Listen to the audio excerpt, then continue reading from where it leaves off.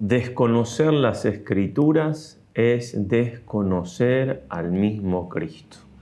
Inmortal frase de San Jerónimo que comentaremos in extenso en esta última plática, en esta última meditación de este retiro.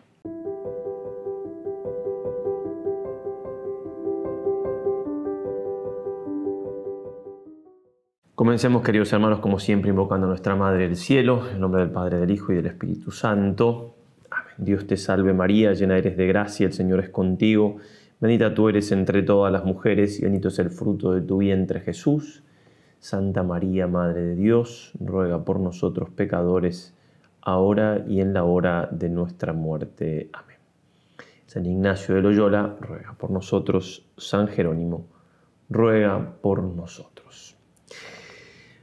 Hemos titulado esta última plática, esta última meditación, este día de retiro, Ellas dan testimonio de mí, de Juan 5:39.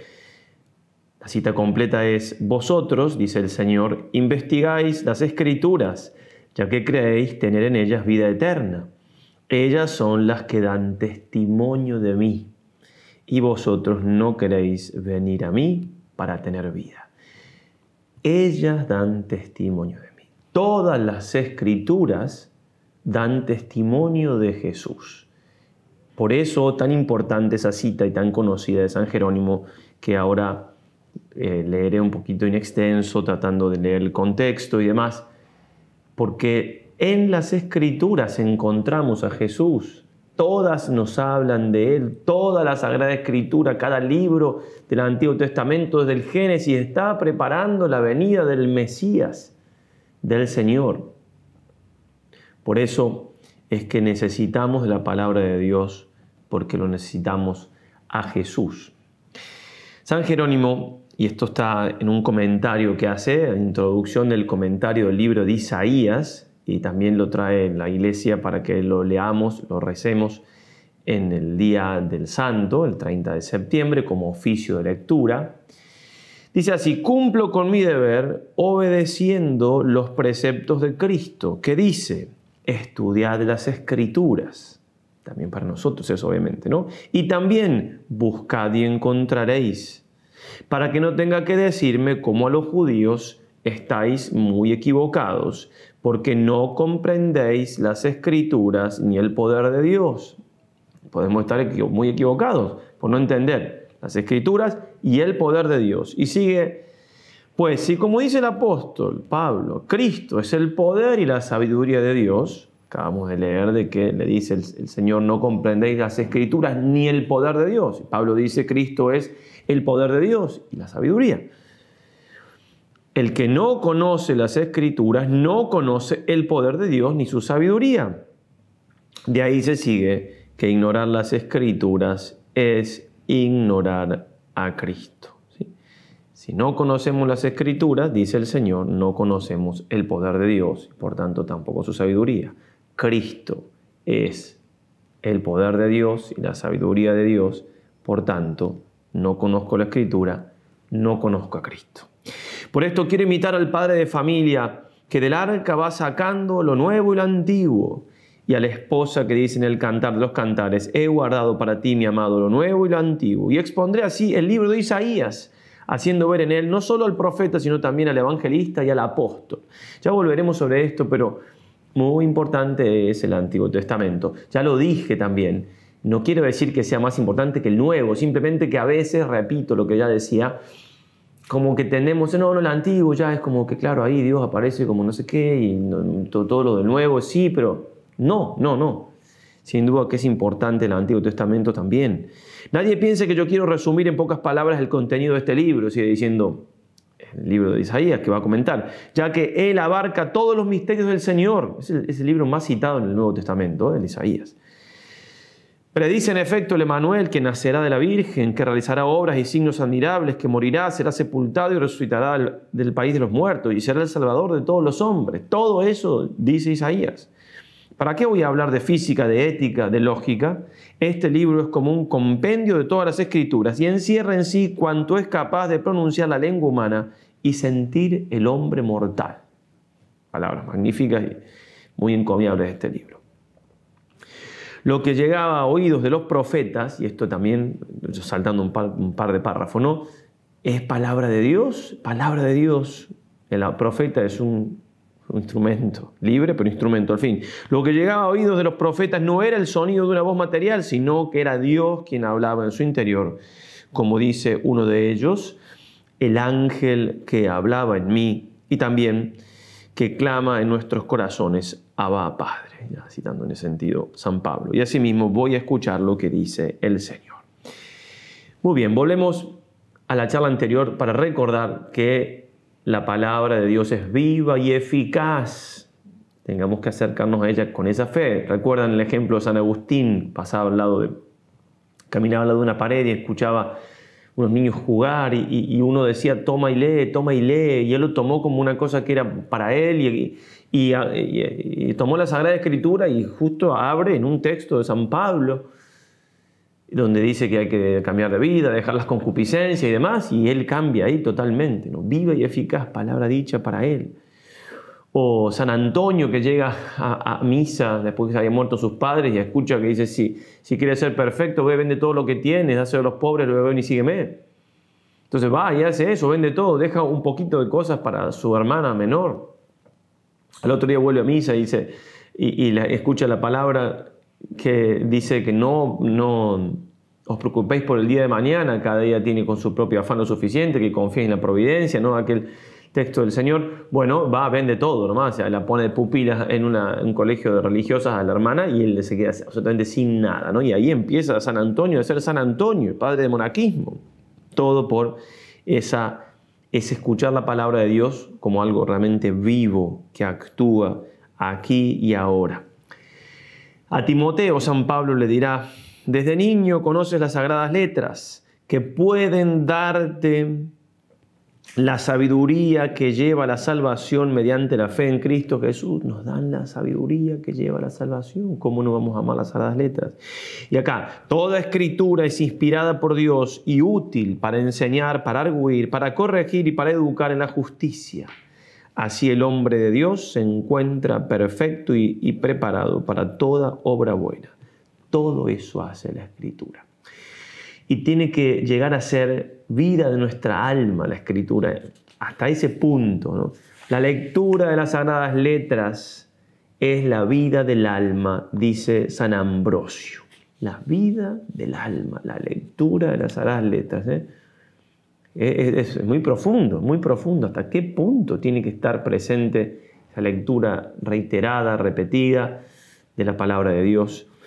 En nuestro directorio de espiritualidad se nos pide algo a nosotros religiosos del Instituto del Verbo Encarnado, pero que sirve para todos, digo, en el sentido de la importancia de la Escritura. La Sagrada Escritura debe ser el alma, de nuestra espiritualidad, de nuestra teología, de nuestra predicación, de nuestra catequesis, de nuestra pastoral. No todos tienen que hacer teología, predicar, hacer catequesis, hacer pastoral, pero todos tenemos que tener una vida espiritual, que es lo primero que se dice.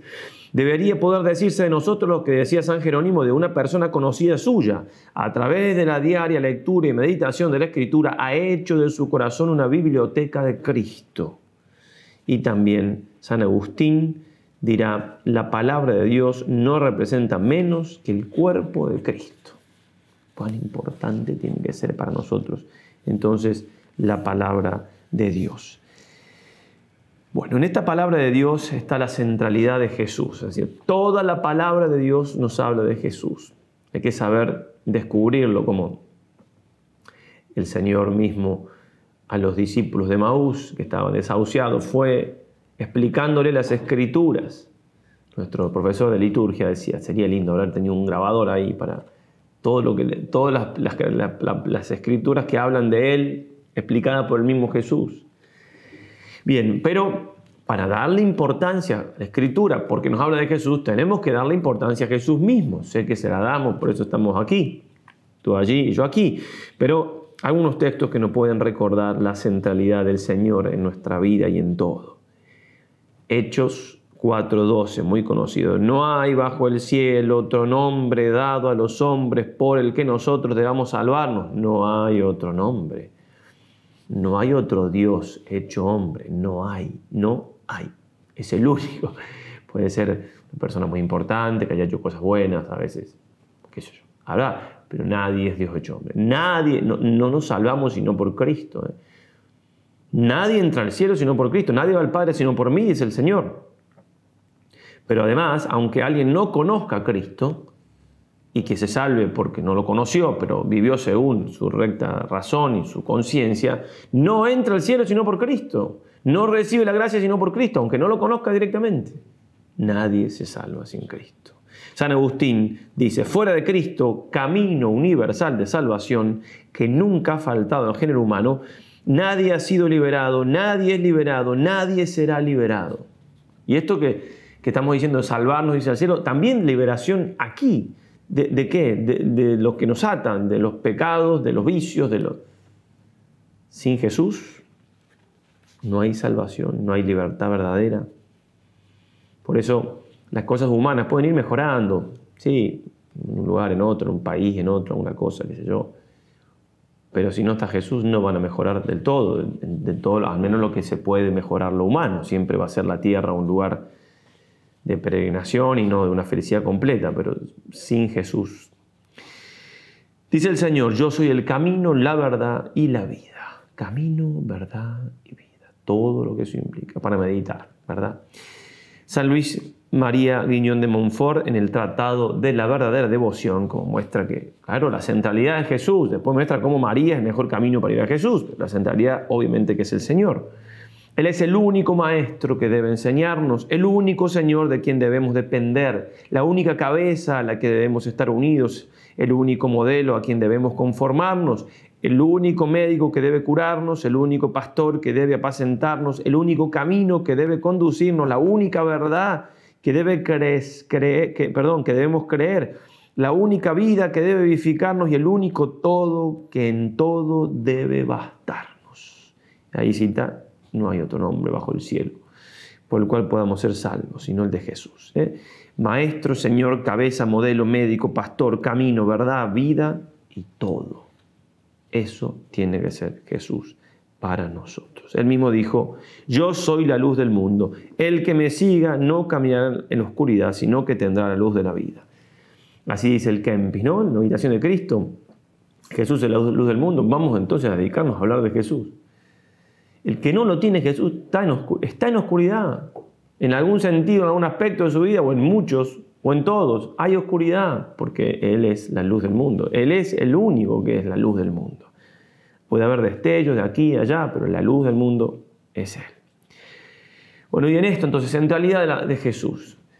La palabra de Dios me lleva a Jesús. Y quiero recalcar, repito, cómo el Antiguo Testamento va a ser una buena manera de acercarnos a Jesús.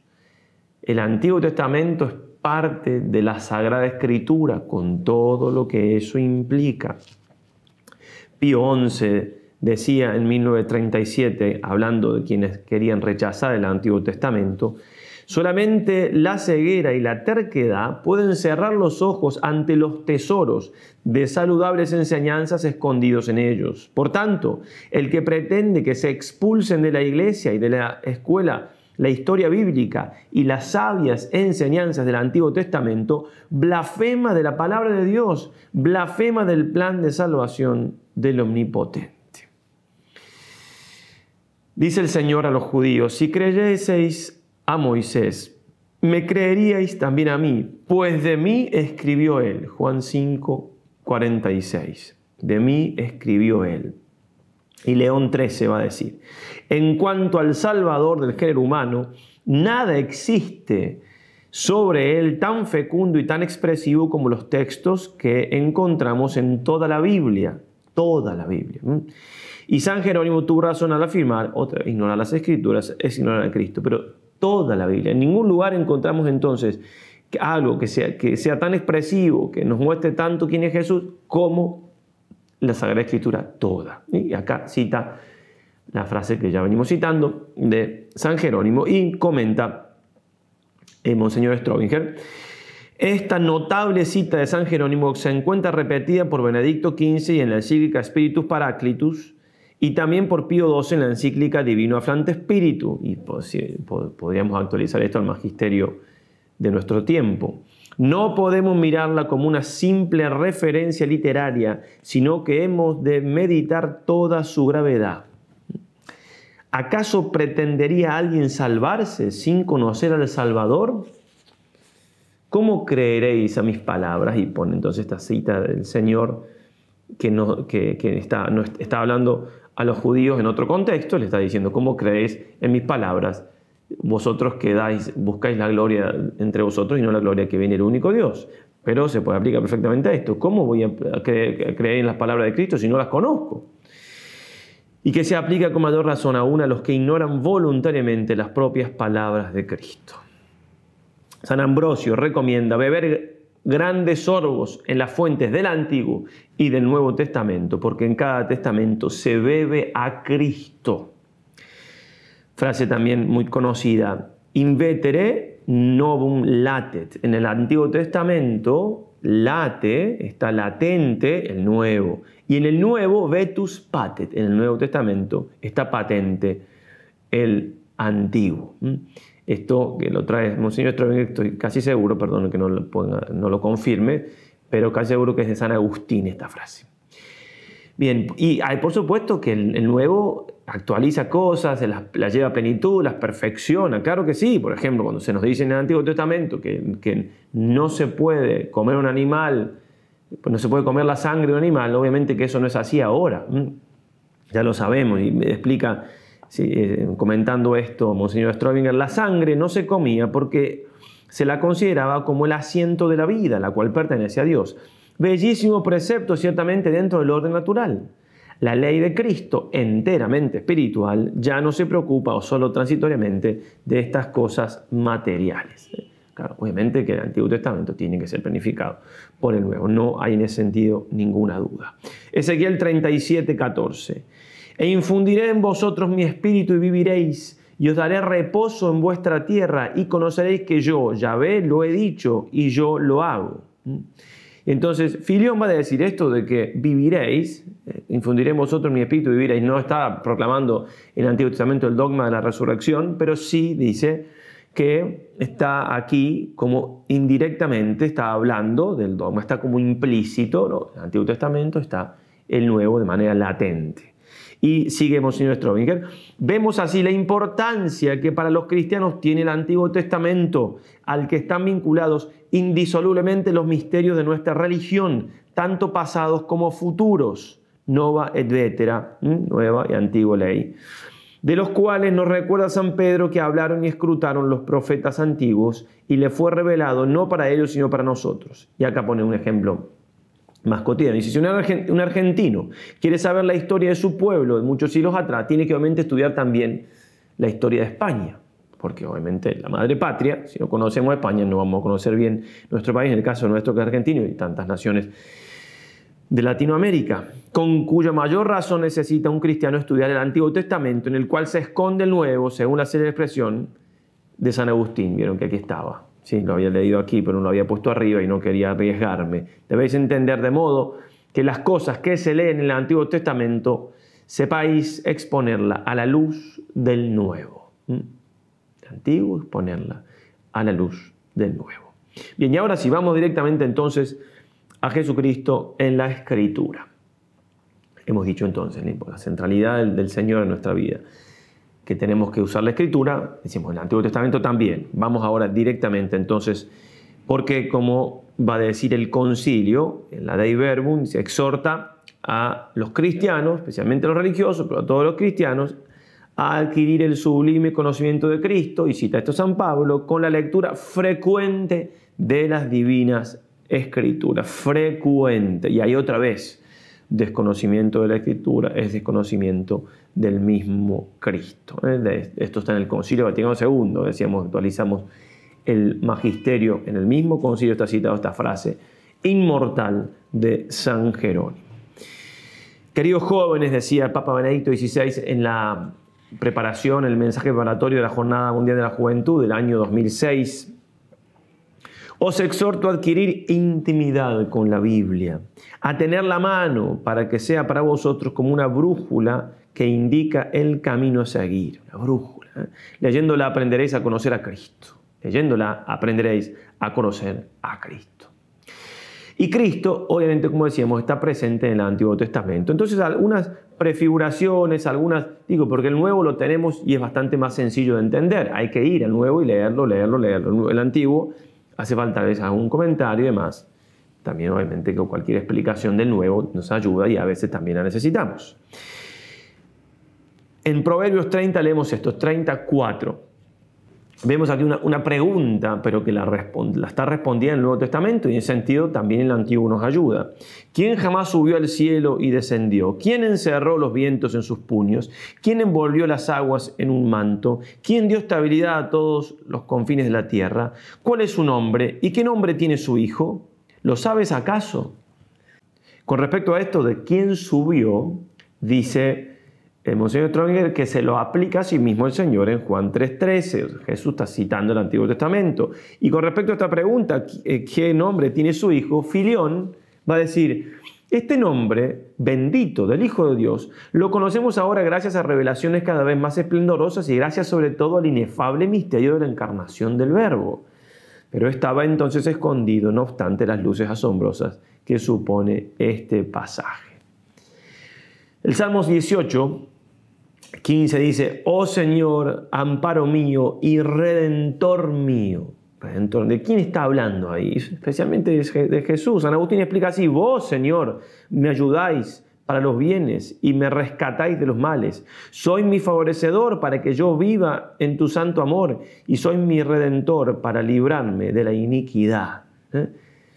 Si no es este salmo, uno muy parecido, pero que dice redentor mío, lo traduce San Jerónimo Yesumeo, si así traduce, Yesumeo, Jesús mío.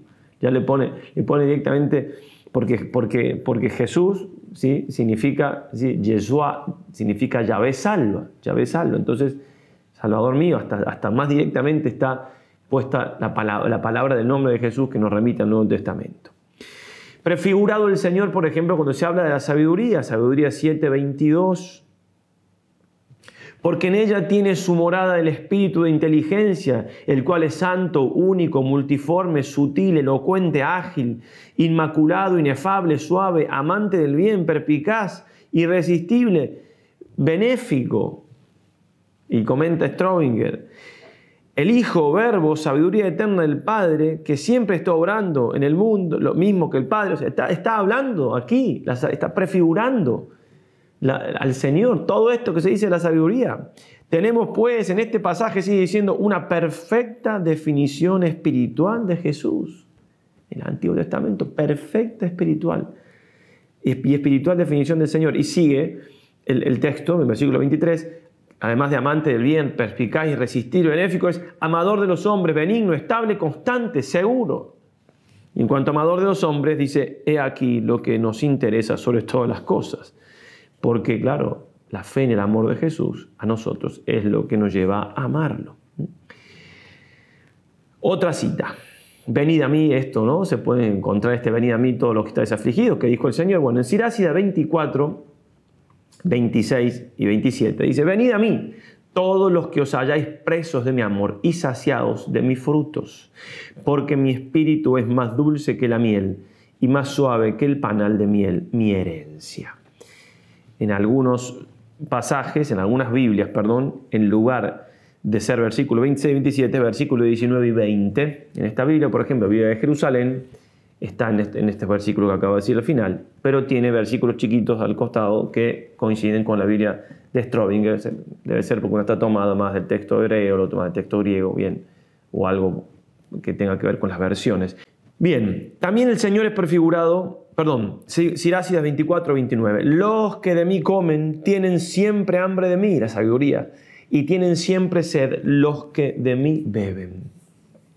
Y bueno, el Señor siempre es así, o sea, Él nos sacia como nada en el mundo, pero también nos deja con mucho hambre, porque claro, ¿en qué sentido? En que más deseamos de Él, mientras más lo conocemos, más lo amamos, más lo deseamos, y más llenos están, más plenos, pero porque estamos hablando de Dios hecho hombre, y si nos acostumbraríamos o nos alcanzaría ya lo que conocemos del Señor, ya no sería el Señor, ¿verdad? También Dice la Escritura, Isaías 43, 12, contempla el arco iris y bendice al que lo hizo. Es muy hermoso su resplandor.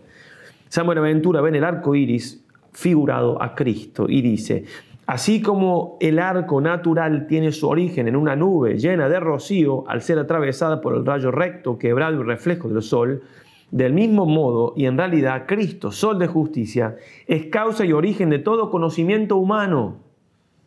Porque Él, en cuanto verbo encarnado, es origen de la fe, origen del conocimiento racional, iluminando el entendimiento y origen de la contemplación, traspasando el afecto al Padre.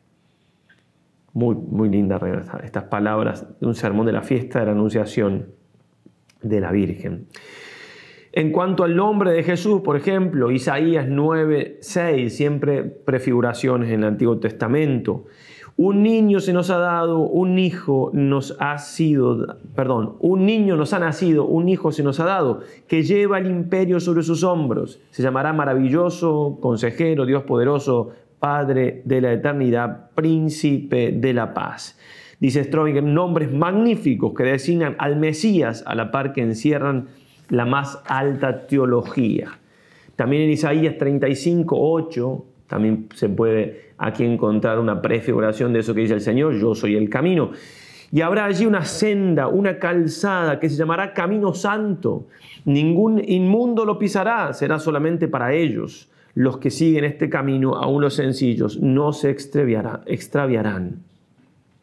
Los que siguen este camino no se extraviarán. Camino es uno de los nombres de Cristo, dice Strobinger. Y no hay duda de que podemos descubrirle bajo este nombre ya en el Antiguo Testamento.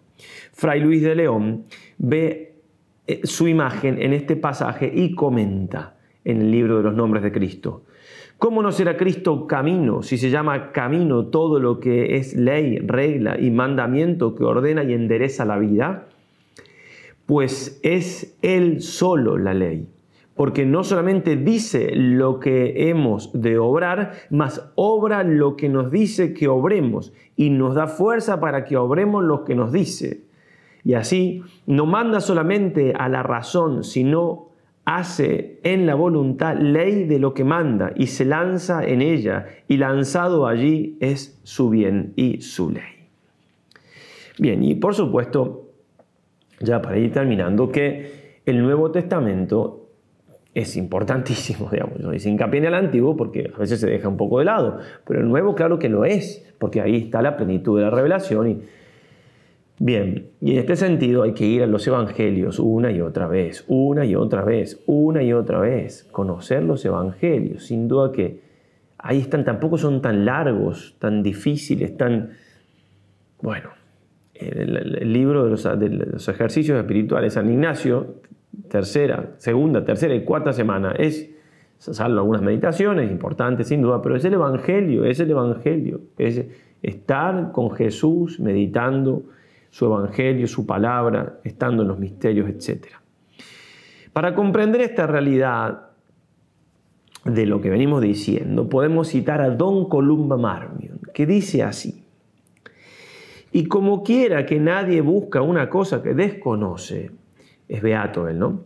Ni la voluntad se va tras los bienes que no le hayan sido presentados antes por la inteligencia, ahora que Cristo nos tiene privados de su presencia sensible, ¿cómo llegaremos a conocer sus misterios, su belleza, su armonía, su virtud y su poder? ¿Cómo sobre todo nos pondremos en contacto vivificador con dichos misterios para sacar aquellos frutos que paulatinamente transformen nuestras almas y operen en ellas la unión con Cristo, condición que nos es indispensable para ser contados en el número de sus discípulos? El conocimiento de Jesús y de las diversas situaciones de su vida lo hallamos primero en el Evangelio. Sus páginas sagradas e inspiradas por el Espíritu Santo contienen la descripción y enseñanza de la vida terrenal de Jesús. Bástanos leer estas páginas tan sencillas como sublimes, pero leerlas con debida fe para ver y oír así a Cristo mismo. El alma piadosa que recorra con frecuencia en los ratos de oración este libro excepcional, llegará poco a poco a conocer a Jesús y sus misterios, a penetrar en los secretos de su sagrado corazón, a comprender aquella magnífica revelación de Dios al mundo que es Jesús. Este libro inspirado es luz y fuerza que ilumina y fortalece los corazones rectos y sinceros. Dichosa el alma que le hojea cada día y bebe en el manantial mismo de sus vivas aguas. Otra vez lo que decíamos en la primera charla, las aguas, esas aguas que brotan y brotan de la Escritura que tanto necesitamos. En Efesios 3 va a decir San Pablo: como por revelación se me ha dado a conocer el misterio tal como acabo de escribirlos en pocas palabras. Si lo leéis, podéis entender el conocimiento que tengo en este misterio de Cristo. Bien, el cual misterio en otras generaciones no fue dado a conocer a los hijos de los hombres, como ahora ha sido revelado por el Espíritu Santo a sus apóstoles y profetas. Entonces, si no leéis, no podéis entender, y San Pablo, si leéis, vas a entender. Si no leéis, no vas a entender el conocimiento que tengo de Cristo Jesús. Y comenta Strobing, notemos la elocuencia de este insinuante paréntesis. Si no leemos, ¿cómo podríamos entender? Y ahí otra vez habla de San Juan Crisóstomo, como ya en la charla anterior decíamos, que releía íntegramente a San Pablo cada semana. Bien, hay que escuchar la palabra de Dios, hay que leerla, hay que meditarla.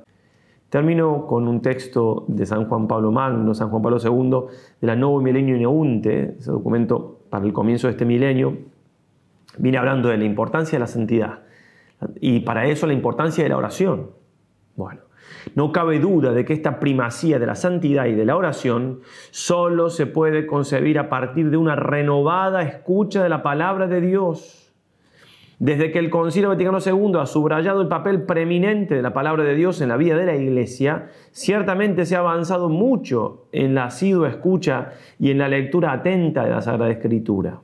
Ella ha recibido el honor que le corresponde en la oración pública de la Iglesia. Tanto las personas individualmente como las comunidades recurren ya en gran número a la Escritura. Y entre los laicos mismos son muchos quienes se dedican a ella con la valiosa ayuda de los estudios teológicos y bíblicos. Precisamente con esta atención a la palabra de Dios se está revitalizando principalmente la tarea de la evangelización y la catequesis. Hace falta, queridos hermanos y hermanas, consolidar y profundizar esta orientación, incluso a través de la difusión de la Biblia en las familias. Y es necesario, en particular, que la escucha de la palabra se convierta en un encuentro vital en la antigua y siempre válida tradición de la lección divina que permite encontrar en el texto bíblico la palabra viva que interpela, orienta y modela la existencia. Y en Rosarium Virginis Mariae, número 30, decía el Papa: en efecto, otras palabras, nunca tienen la eficacia de la palabra inspirada. Esta debe ser escuchada con la certeza de que es palabra de Dios, pronunciada para hoy y para mí. Para hoy y para mí.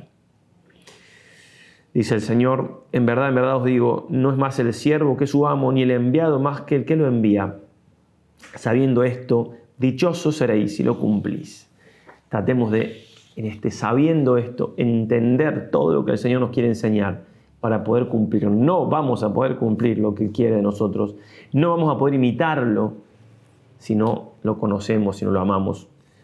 Santo Tomás, en la Suma Teológica, dice que Jesús es el hombre, nosotros somos ad imagen, ¿sí? Ad más acusativo en latín, estamos hechos a imagen de Dios, pero también tenemos que convertirnos por nuestros actos cada vez más, parecernos más, etc.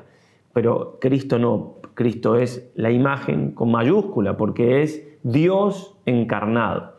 Entonces nosotros tenemos que, para hacernos a imagen de Dios, imitar lo más que podamos esta imagen más cercana que tenemos de Dios, porque es Dios hecho hombre. Entonces, para eso necesitamos la Sagrada Escritura, volver una y otra vez al texto sagrado, para poder así nosotros una y otra vez ir plasmando en nuestra vida, en nuestros sentimientos, en nuestras convicciones, los sentimientos, las convicciones del Señor Jesús. Le pedimos esa gracia a nuestra Madre del Cielo, que nos ayude entonces a poner por obra esta importante tarea de dedicarnos asiduamente a la palabra de Dios. Hasta la próxima, hasta el próximo mes, en cuanto a los retiros, si Dios quiere. Ave María y adelante.